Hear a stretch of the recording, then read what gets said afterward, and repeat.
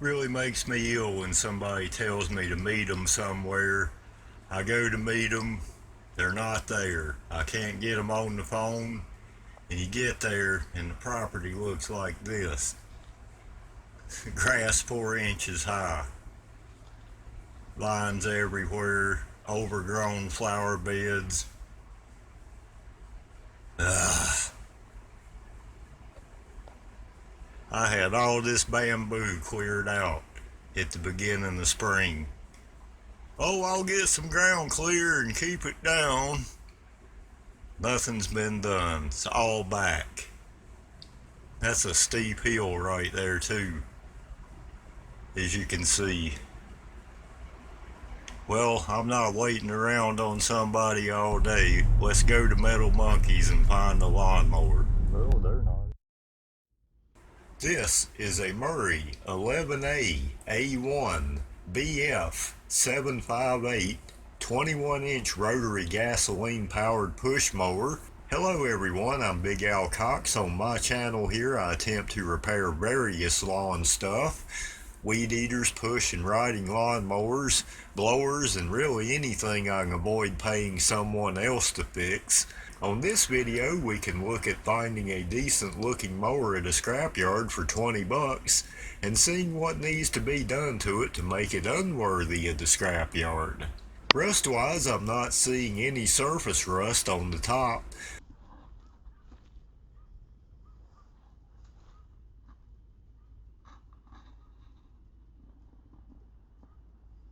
The high-density plastic extrusions, or wheels they call them, are an overall 7 out of 10 condition, I would say. One thing I kind of look at in judging how much a mower has been used when I first glance at it is if the wheels have good tread on them. That could be one of the first signs of life still left in the lawnmower. This mower is from 2017, so that makes it around 7 years old at this point. But these Murray mowers will last a long time if they're taken care of, and they may run a long time before there is a problem. These are low-cost alternatives for the average homeowner, and they have always had good ratings with consumers. I have no problem with these mowers. They are simple and fairly easy to work on. Parts are readily available and priced reasonable. This makes a 21-inch cut with a mulching blade. This unit is set up currently to mulch. There was no bagger with it. Personally, I rarely even use mine. The mulcher on my Troy-Bilt does a good job on its own without having to empty a bag every 2 to 5 minutes. This Murray is powered by a Briggs & Stratton 140cc overhead valve 500E series gasoline engine. This setup has a primer bulb and a pull start setup. This unit also has a dual lever 6-position height adjustment. These sold new for around 180 to 220 bucks. It's an overall simple and easy to maintain lawnmower and a good value for the consumer. When you're looking at these at the scrapyard, you might want to just pull on the pull start if the brake cable's not broke, and make sure the engine is free and not locked up. If the brake cable is broke, you can rotate the blade from underneath. This one has the dual height adjustment, and it still has the grips on the handles. However, this wheel has been hit and it's been kind of knocked out of alignment there. I'm going to have to get that axle back in place. Alright, let's do a spark test on it and see if we got any spark.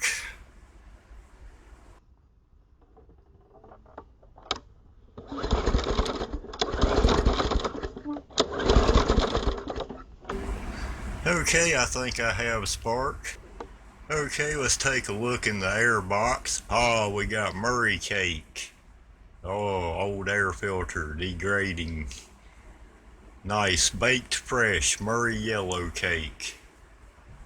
Good.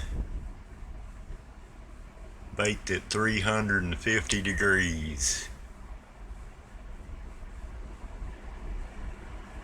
primer bulb feels good. Doesn't look like there's any fuel in the tank.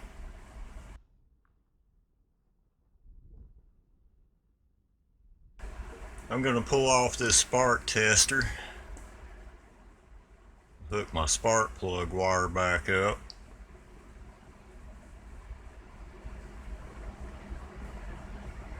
I'm going to take some gum out CARB cleaner and just spray that down in the yap and see if we can get this thing to light off.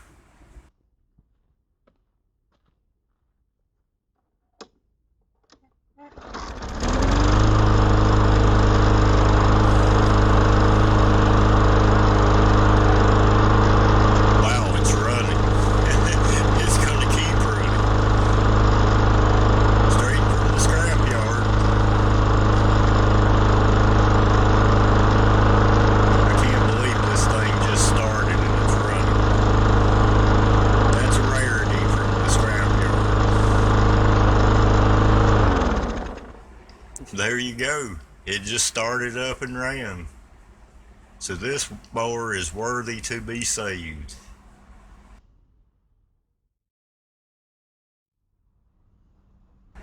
Okay, back on the Murray. I have gotten an air filter for it, but I want to clean up the deck on it and check this blade real close. Blade actually don't look too bad on there. I think I can save that. And really that deck just needs a good clean up. Maybe a coat of spray paint. There's no rust through anywhere I see. Okay, I'll start by using some PB Blaster before I take this nut off this blade. Let that soak in for a little bit.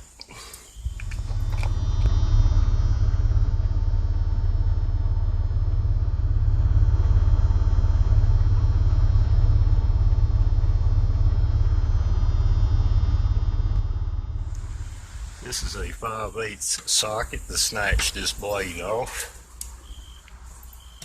Ugh.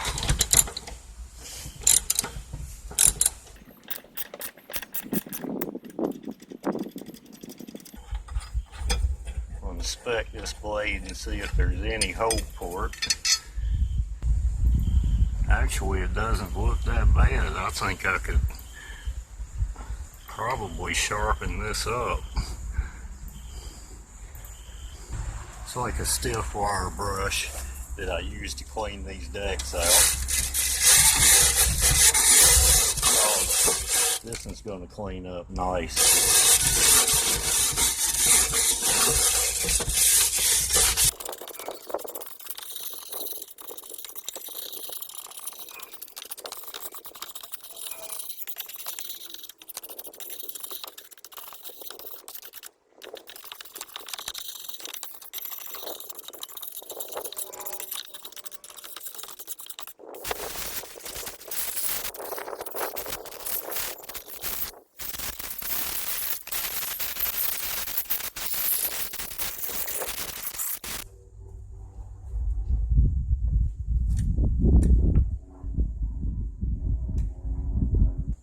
Would have been a big shame for this mower to go to waste.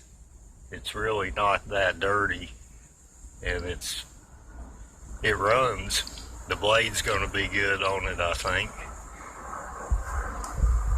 You can see the difference just after I cleaned it up.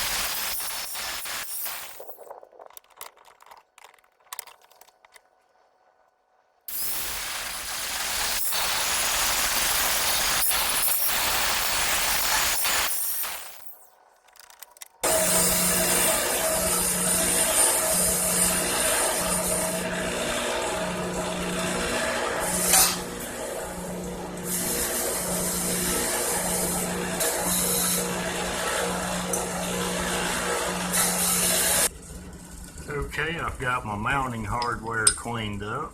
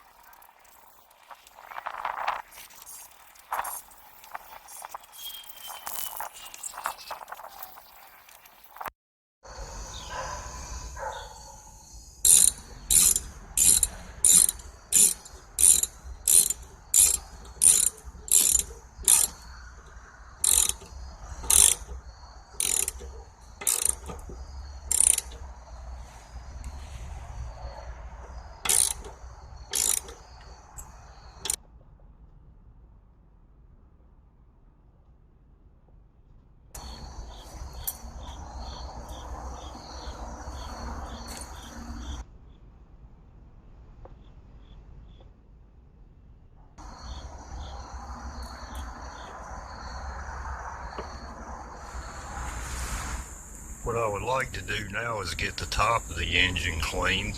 So I'm going to remove this shroud, take some air and blow out any debris that might be in this engine.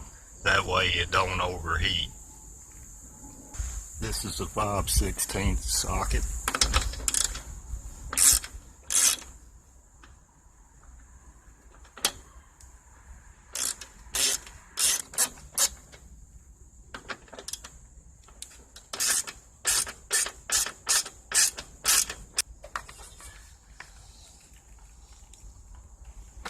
The things hidden in the crevices of our lawn mowers. Spider webs, dust.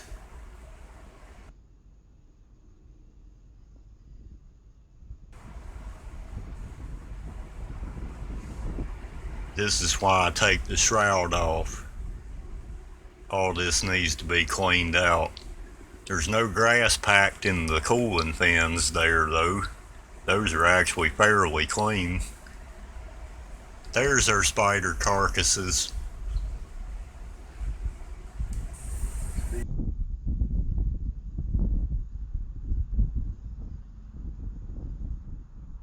So be sure you plug up your vent tube and your carburetor before you start blowing a bunch of dust around so you don't blow it back into the engine or to the carburetor.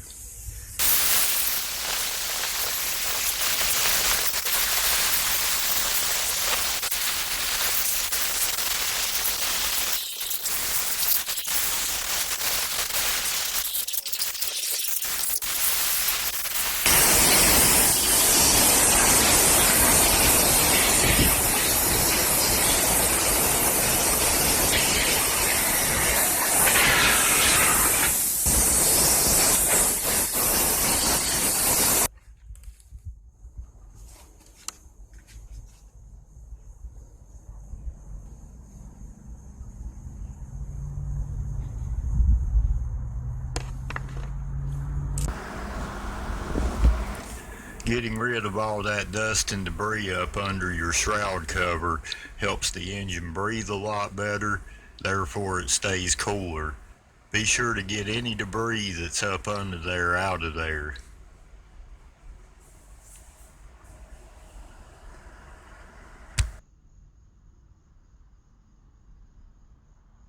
Next thing I want to address is this wheel.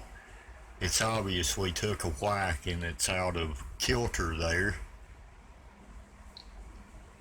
I'm going to take a 9/16 socket and take that nut off the outside there and pull the wheel off. You can see right there it's caused a little stress crack right there. I've got a block of wood. I'm just going to try to keep from monkeying the threads up, see if I can condense this thing to go in any.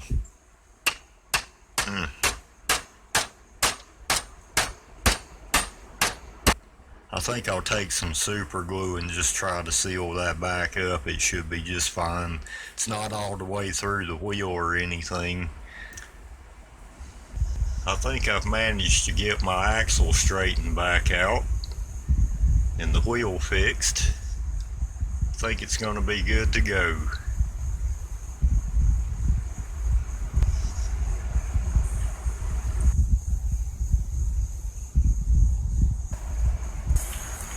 This is the way we wash our wheels, wash our wheels, wash our wheels.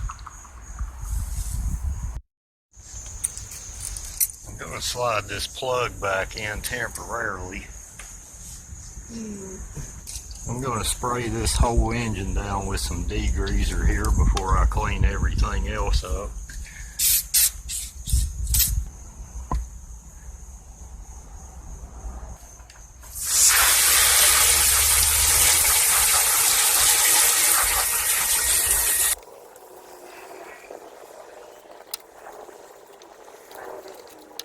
Doesn't take but a few minutes to wash your lawnmower off and keep it looking nice.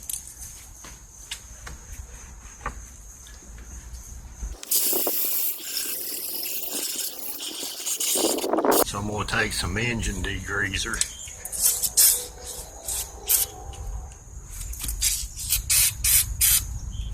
Spray both sides down.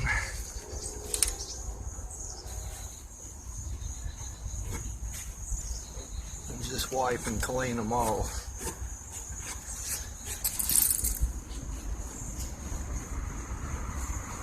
Same deal over here.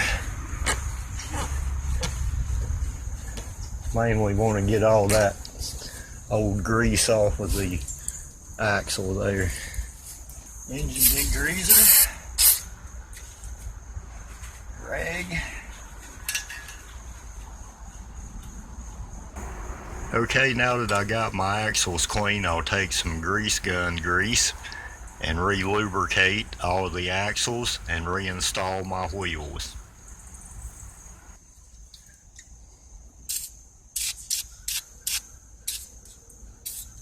I'm going to take some PB Blaster here and lubricate my brake control mechanics.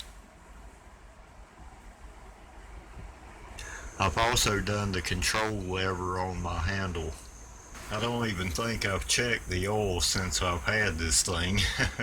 Actually, the oil fill cap is loose. It's pretty low. It's barely even touching the dipstick, if at all.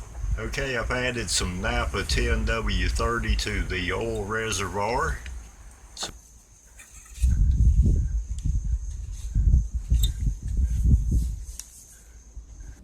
This is a 7mm to take these carburetor bolts off.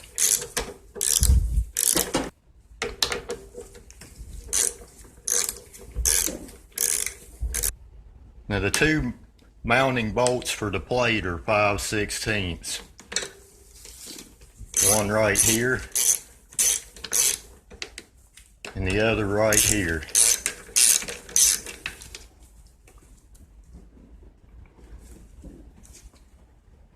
Now behind this plate is a vent tube.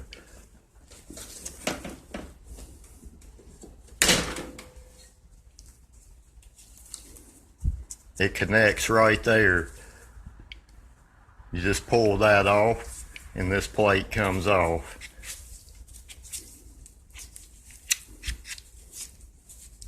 The primer bulb seems to be in pretty good shape.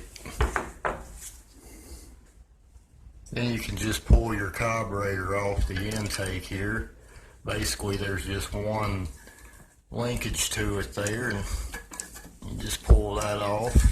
Just turn it to the side kinda there.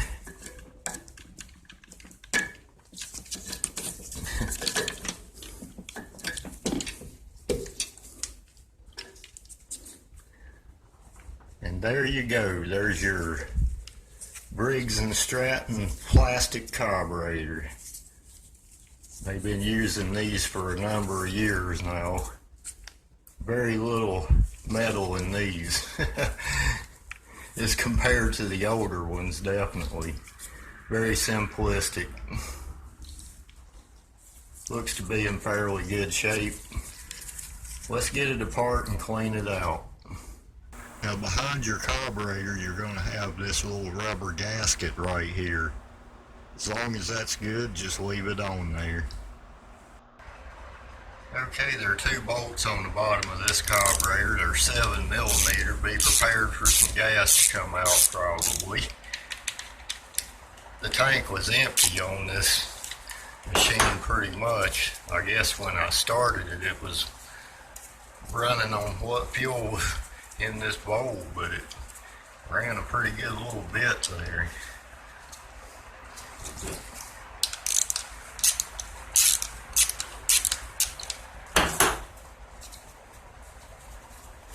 This one's sticking to it a little bit. I'm going to take a small screwdriver and just get in between there and kind of pop it off.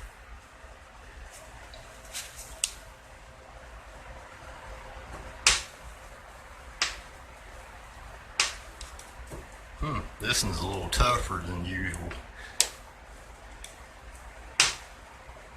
There we go.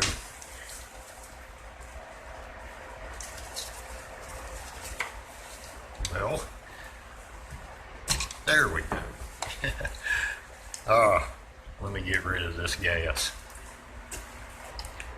Okay, I got it drained out, I think. To get these floats off, there's a stem here, kind of just snapped in a holder right there. I'm going to take my same small screwdriver here and just pop that out of there.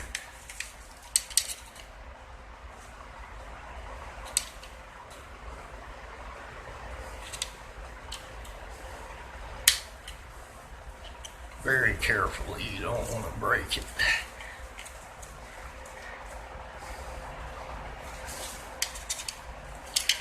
Okay.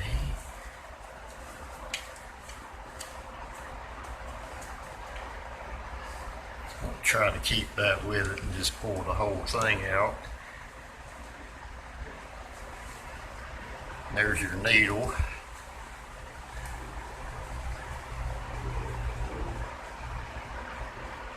Doesn't look awfully bad. I can't see it all that great, but right there's our jet. That's mainly what we want to clear out.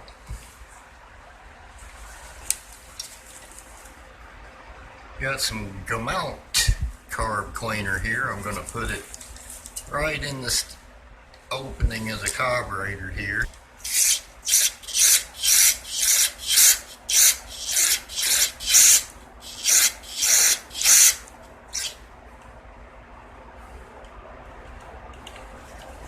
And I'll go the other way.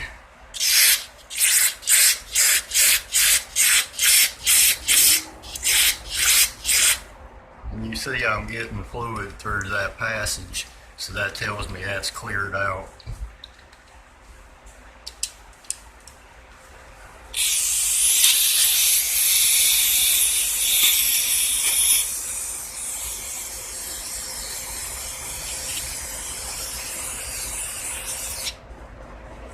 Good general spray over there and clean up.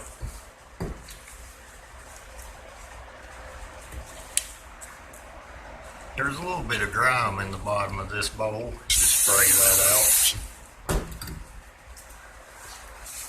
I'm glad we did take this carburetor apart. There's a lot of grime in there. That looks a lot better. North Carolina, Big Al small engine rebuilt.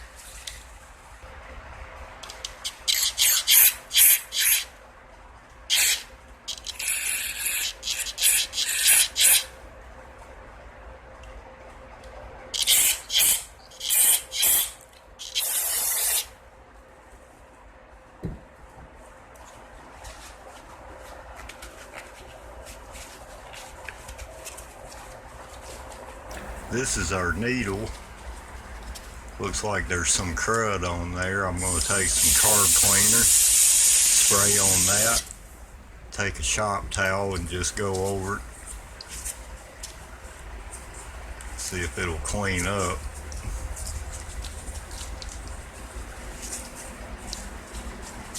They do have rebuild kits for these carburetors if you have defective parts like a needle or float bowl or a gasket.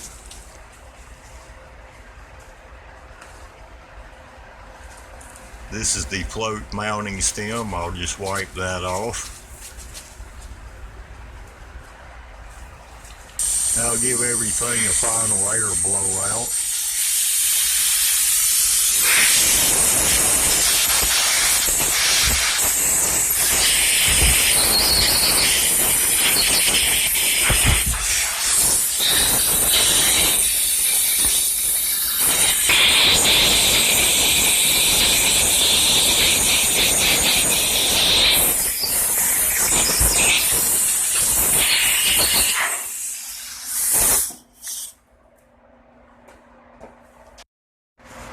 I still see a little bit of crud down in that jet right there.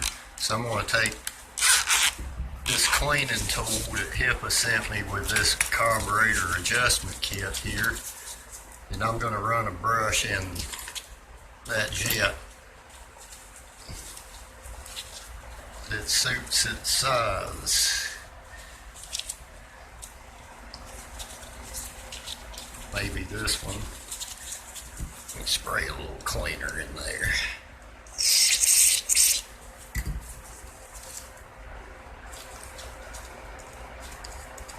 We just want to make sure. I want the next person that gets this mower to be able to walk out and know when they pull on the cord it's going to start and they're going to mow their yard. That's why I'm doing all this. You can see that's pretty free right there. Alright, let me get that dried back out and go from there. Oh yeah, this carburetor is going to be able to run loop thunderheads forward. Not. I'll set my needle back in the float here.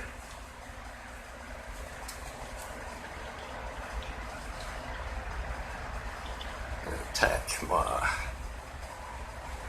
mounting rod here. Now I'm going to try to drop my needle back down in the hole there. Just like that.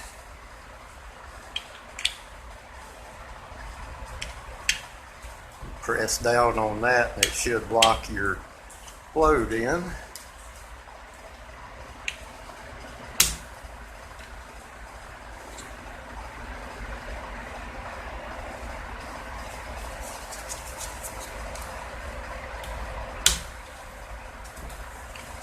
Voila!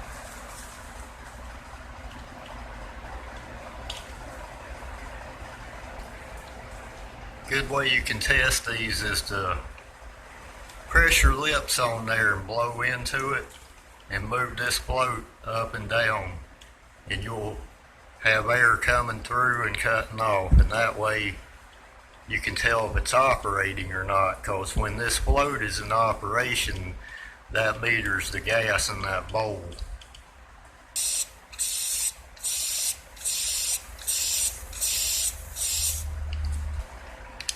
Okay, I'm going to get my two 7mm bolts back in there. Now keep in mind, this is plastic, so you don't want to go nuts here tightening these up, because you will strip these bolts out and then you won't be able to tighten this, and then your carburetor is going to leak. You've got to let the seal do the work for you on this one. You notice I'm just snugging my bolts down here where they're tight, and then I'm going to go back and forth, maybe a quarter to a half a turn on each. I feel that they're getting tight, and I'm letting my seal do my work for me. Just get them in there snug and not too tight, because you will strip them out. Ask me how I know.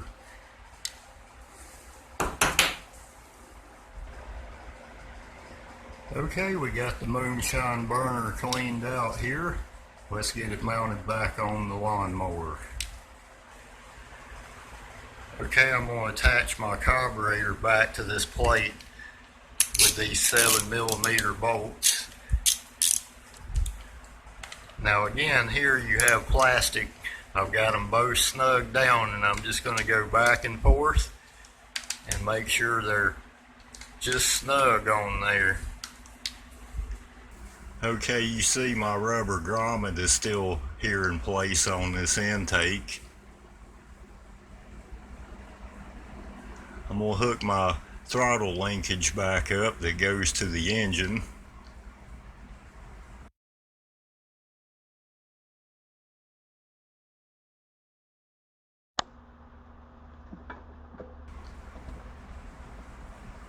Then you can just slide the carburetor back over that intake.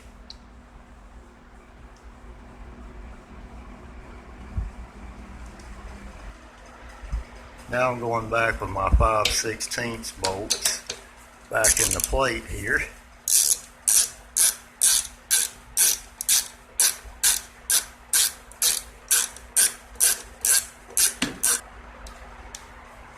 My other one goes in over here on this side.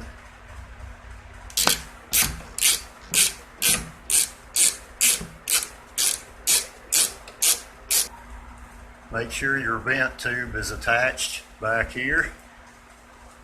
Your linkage is good and free. I think we're good to go. I've wiped this tank out and got all the debris out. I'm just going to air blow it out, whatever's left in there.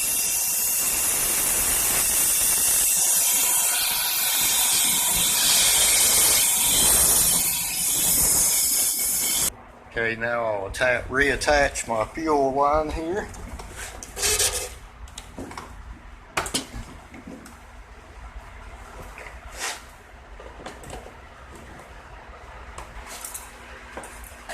Okay, I have my fuel line back in place. If I listen down in my tank, I can hear my primer bulb working, I think.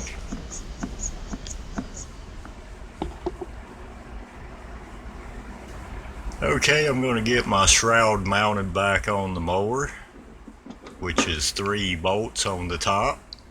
These will be 5/16.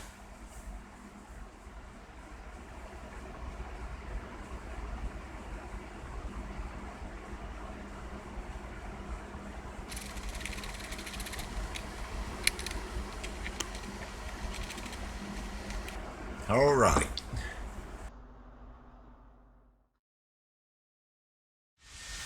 It's like 64 degrees, the wind's blowing 20 miles an hour, and it's raining.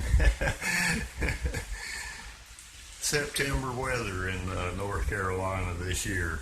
There's really only one way this air filter will fit back in the housing.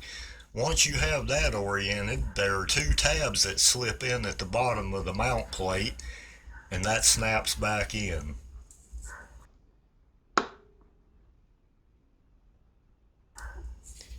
If you look, you can see the filter through the air inlet on the cover.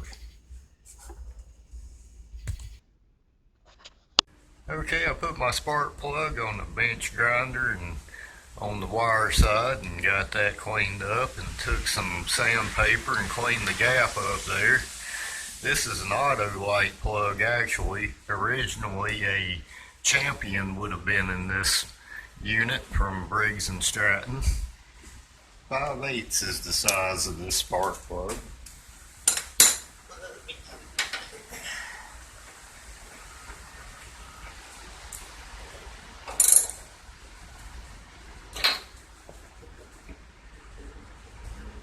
Okay, since we're about ready to fire it up, I can reconnect my spark plug.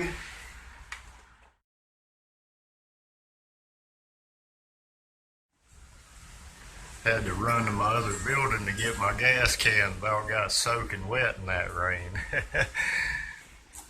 I'm going to add just a little bit of Marvel Mystery Oil to this. Me and Derek from Vice Grip Garage are both still trying to figure out exactly what's in this. We will one day.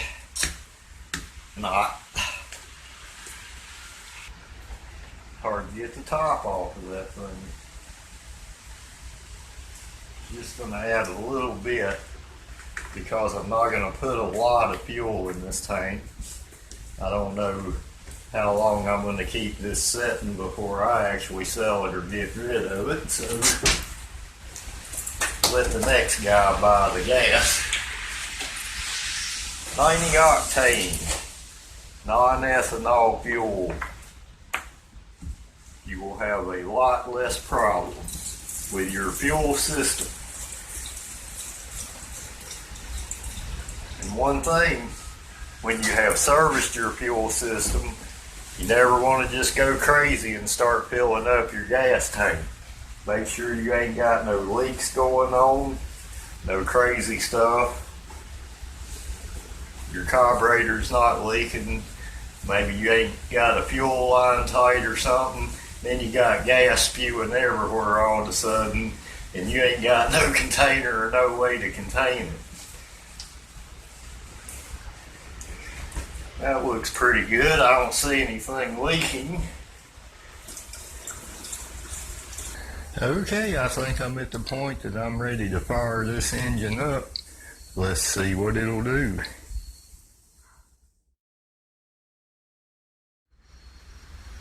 Okay, well this will be a cold start. I'm going to prime the bulb, pull on it, and see what happens.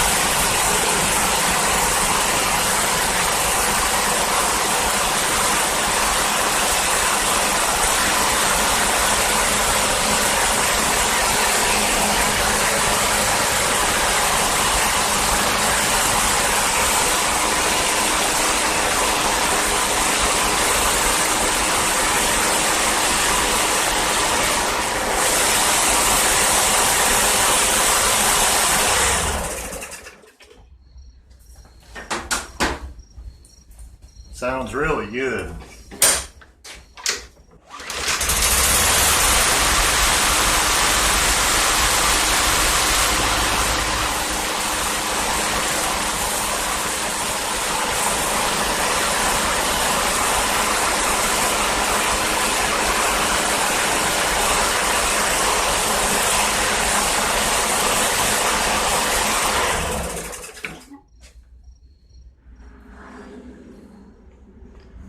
Okay, it's next day. I'd like to try a cold start on this unit again. Actually, it's the next evening, so it's been about 24 hours. Let's see if she'll still start up.